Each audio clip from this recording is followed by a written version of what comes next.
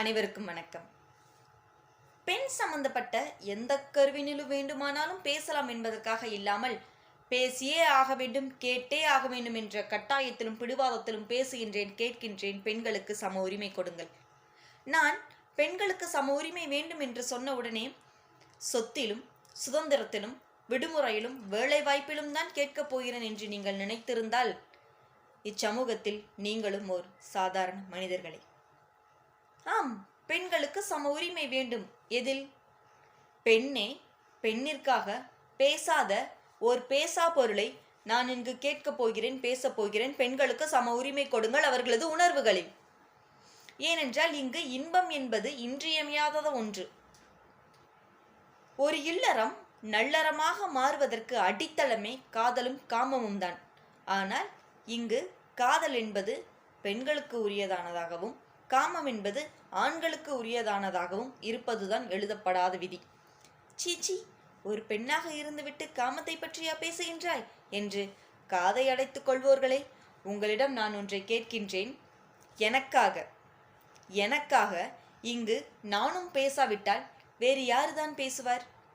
கலாச்சாரம் கெட்டுவிட்டது என்று ஆதங்கப்படுவோரே, உங்களிடம் நான் ஒன்றை கேட்கின்றேன்.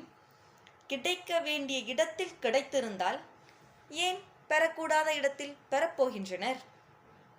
இன்னும் கொஞ்ச நாட்களில் இங்குள்ள விஞ்ஞான வளர்ச்சியில் விண்ணில் உள்ள விண்மீன்களை கூட எண்ணிவிடலாம். ஆனால் புதிதாக ஒரு ஆராய்ச்சி மையம் அமைத்தால் கூட இம்மண்ணில் உள்ள விவாகரத்து வழக்குகளை எண்ணி மாளாது.